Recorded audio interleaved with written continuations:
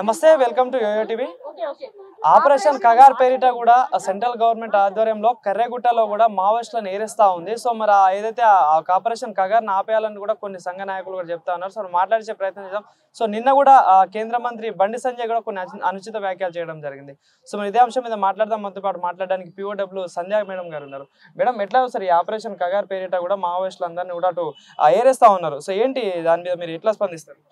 అంటే భారతదేశంలో బుద్ధిజీవులు అన్న వాళ్ళు, హక్కుల కోసం పరితపించే వాళ్ళు, PUCL లాంటి సంఘాలు సైతం అనేక మానవ హక్కుల సంఘాలు ప్రపంచంలో ఇప్పటికే 60 దేశాల నుంచి ఆపరేషన్ కగార్ అధర్మ యుద్ధం, అన్యాయమైన యుద్ధం, ఆదివాసీల హక్కుల హననం అని మాట్లాడుతుంటే ఈ దేశంలో పుట్టి ఈ దేశ ప్రజల కోసం పనిచేస్తున్నామని చెప్పుకునే ఒక BJP నేత ఈ రకంగా మాట్లాడడం అంటే ఇది ఖచ్చితంగా ఆదివాసీల విధ్వంసాన్ని, ఆదివాసీల హక్కుల హననానికి భాగం అవ్వడానికి కార్పొరేట్ల దోపిడీ కోసం మాట్లాడిన మాటలుగా మనం అర్థం చేసుకోవాలా.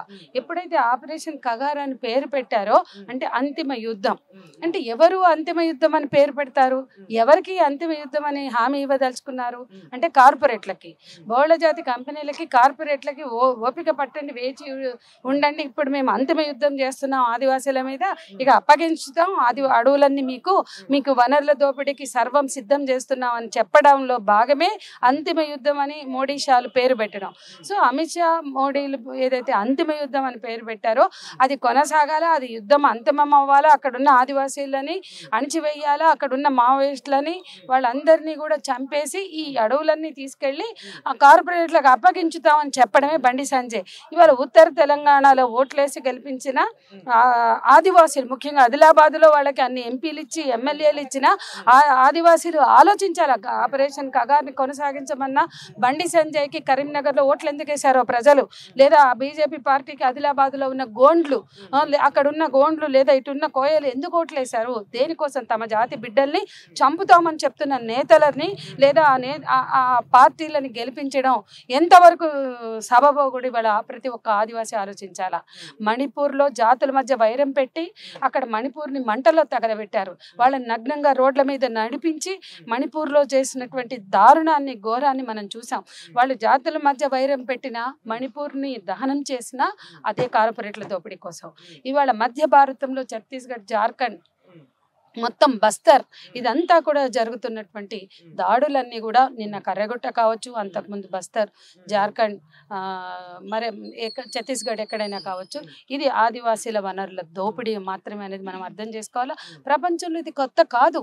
దక్షిణాఫ్రికాలో చూసాం ఎన్నో గోల్డ్ మైన్స్, ఎక్కడెక్కడైతే బంగారపు గనులు ప్రపంచంలో పెట్టారో అక్కడ మైనింగ్ ముందు అక్కడ ఉన్నటువంటి నేటివ్ పీపుల్ని, స్థానిక ప్రజల్ని ఊచకోత కోసారు.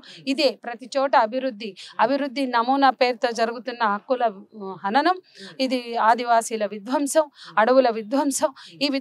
ఈ విధ్వంసాన్ని మనిషి అన్న వాళ్ళు ఎవరైనా మాట్లాడాలి. ఈ విధ్వంసాన్ని దేశంలో ఉన్న ప్రతి బుద్ధిజీవి కూడా వ్యతిరేకించాలి. ఇప్పటికే ప్రపంచంలో Latin America, south Africa, south America ఈ దేశాలన్నీ కూడా మన ముందు ఆనవాళ్లుగా ఉన్నాయి. అక్కడ జరిగిన విధ్వంసం వల్ల సౌత్ ఆఫ్రికాలో, లాటిన్ అమెరికాలో సముద్రాలు సైతం మత్స్యకారులు ఎట్లా డిస్ప్లేస్ అయ్యారు.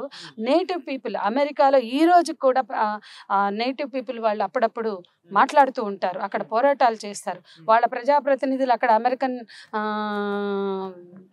సెనెట్లో మాట్లాడుతుంటే వాళ్ళ వాయిస్ విని భయపడి వాళ్ళకి ప్రాతినిధ్యం తీసేయాలని అక్కడ ఇలాన్ మస్క్, ట్రంప్ పెద్ద కుట్ర చేశారు. అక్కడ ఇలాన్ మస్క్, ట్రంప్ అయినా, ఇక్కడ మోడీ, షాల్ అయినా, ఆదాని అంబానీల కోసం వీళ్ళు, అక్కడ ట్రంప్ కోసం, ఇలాన్ మస్క్ కోసం ట్రంప్, వీళ్ళందరూ కూడా కార్పొరేట్లు అనుకున్న పాలన అనేది ప్రజలు అర్థం చేసుకోవాలా.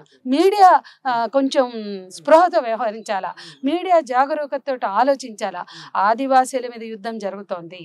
మావోయిస్టుల కోసం మావోయిస్టులు, అంతకుముందు పీపుల్స్ వారు లేకపోతే విప్లవకారులు 67 నుంచి నక్సల్బరీ నుంచి ఈ దేశంలో ఉన్నారు. వాళ్ళు పోరాడుతున్నారు. శ్రీకాకుళం సాయుధ పోరాటం జరిగింది, అంతకుముందు తెలంగాణ సాయుధ పోరాటం జరిగింది, గోదావరిలో ప్రతిఘటన పోరాటం జరుగుతుంది.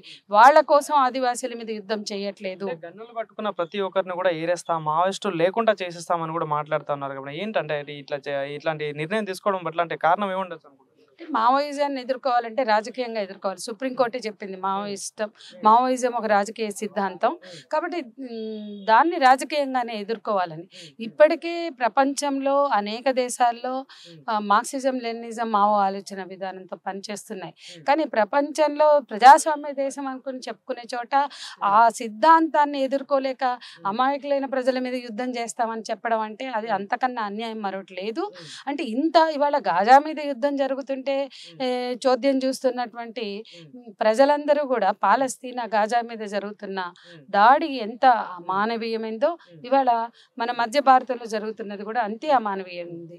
బార్డర్ సెక్యూరిటీ ఫోర్స్ దళాలకి ఏం పని? కర్రెగుట్టలో జాతీయ జెండా ఎందుకు ఎగరేశారో ఇది అజ్ఞానానికి పరాకాష్ఠ దశ తప్ప మరొకటి కాదు. కాబట్టి ఇది వనరుల దోపిడీ కోసం చేసే యుద్ధం. ఇది వనరుల దోపిడీ కోసం చేస్తున్న అన్యాయమైనటువంటి హక్కుల అణిచివేత, ఊచకోత. ఇది ఒక మ్యాసకేర్ అంటే ఒక దమనకాండ. ఈ దమనకాండని సాగించుకోవడానికి బండి సంజయ్ మాట్లాడితే బండి సంజయ్ లాంటి వాళ్ళకి వాళ్ళ పార్టీలకి బుద్ధి చెప్పడానికి ప్రతి ఆదివాసీ సిద్ధం కావాలా, ప్రతి మూలవాసీ సిద్ధం కావాలా. ఈ దేశంలో ఉన్న స్థానిక ప్రజలు, జాతులు, కులాలు, అణిచివేతకు గురవుతున్న వర్గాలు అందరూ కూడా ఆలోచించడం, వాళ్ళకి బుద్ధి చెప్పడమే దీనికి సరైన జవాబు అవుతుంది తప్ప మరొకటి కాదు.